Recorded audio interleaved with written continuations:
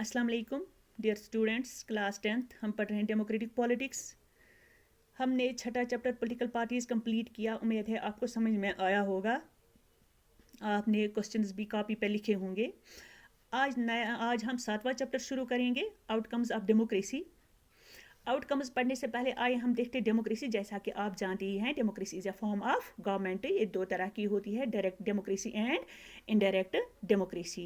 Direct democracy वहाँ पर possible है जहाँ आबादी कम हो, जैसा कि इस वक्त दुनिया में सिर्फ एक ऐसा मुल्क है जहाँ डायरेक्ट डेमोक्रेसी है, वो है स्विट्ज़रलैंड।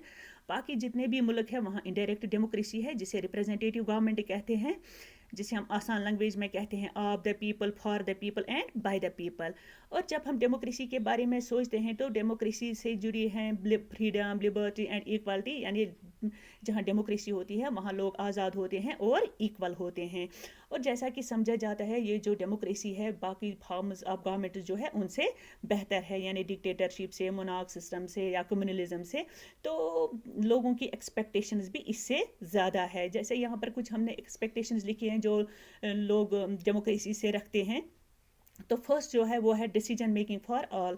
जैसा कि हम देखते हैं कि 18 साल की उम्र से ज़्यादा हर सिटीज़न को वोट हासिल होता है, जिसे अडल्ट फ्रेंचाइज कहते हैं। तो हर इंसान को अपने वोट का इस्तेमाल करना चाहिए ताकि वो सही रिप्रेजेंटेटिव्स चुने, ताकि वो कल फिर लोगों की बेटरमेंट के लिए काम कर सकें। तो ये है फर्स्ट एक्सपेक्टेशन। और दूसरी जो है वो है फ्री ऑफ करप्शन। हमारी जो गवर्नमेंट है वो फ्री ऑफ करप्शन होनी चाहिए। जैसा कि हम देखते हैं छोटे ऑफिस से लेकर बड़े ऑफिस तक हर जगह करप्शन होता है। छोटे ऑफिस में करप्शन और बड़े ऑफिस में बड़े बड़े स्कैम्स होते हैं। तो लोग चाहते हैं हमारी जो गवर्नमेंट हो, हमारा जो सिस्टम हो, वो फ्री ऑफ करप्शन होना चाहिए। तीसरा है quick and efficient decision and implementation. यानी मुल्क की बेटरमेंट के लिए जो भी फैसले लिए जाए जल्द से जल्द लिए जाने चाहिए और सही फैसले लिए जाने चाहिए और वो इम्प्लीमेंट भी होने चाहिए। जैसे कि हम देखते हैं कि कुछ ऐसे भी कवानीन बनाए जाते हैं जो सिर्फ कागजात तक ही महदूद रहते हैं, इम्प्लीमेंट नहीं होते हैं। तो लोग चाहते हैं कि कानून बनने भी चाहिए, सही भी बनने चाहिए और इम्प्लीमेंट भी होने चाहिए। और फिर है चौथा है ट्रांसपेरेंसी। कहाँ transparency? Between government and people. यानी लोगों और गवर्नमेंट के बीच में ट्रांसपेरेंट होनी चाहिए, कोई पर्दा नहीं होने चाहिए। यानी कोई भी कानून पर्दे के पीछे नहीं बनना चाहिए, बल्कि जो भी कानून बने उससे क्या फ़ायदा हो लोगों को ये पता होना चाहिए।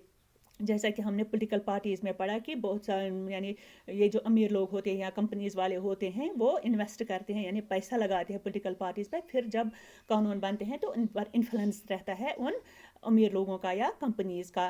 तो ऐसा नहीं होना चाहिए, बल्कि ट्रांसपेरेंसी होनी चाहिए बिटवीन गवर्नमेंट एंड पीपल। जितने भी कानून बने वो लोगों की बेटरमेंट के लिए बनने चाहिए और लोगों को पता होना चाहिए किस कानून से क्या फ़ायदा है। तो ये है कुछ एक्सपेक्टेशंस। और हमारी जो गवर्नमेंट है हमारी एक्सपेक्टेशंस पर पूरी उतरे उसके लिए कुछ इकदाम होते हैं, कुछ मेजर्स, जैसा कि इलेक्शंस होते हैं। जैसा कि हमने पढ़ा पॉलिटिकल पार्टीज़ में, अगर हम रिफॉर्म चाहते हैं, अगर हम चाहते हैं कि हमारी पॉलिटिकल पार्टीज़ में बदलाव आना चाहिए, तो बदलाव ऊपर से नहीं आता है बल्कि नीचे से ही शुरू होता है। यानी हम अपना वोट देकर अगर हमें लगता है कि हमारी पार्टीज़ में कुछ खामियां हैं तो हम उन्हें तब्दील कर सकते हैं वोट देकर। तो इसी तरह से ये जो इलेक्शंस लेकिन होते हैं ये फेयर होने चाहिए।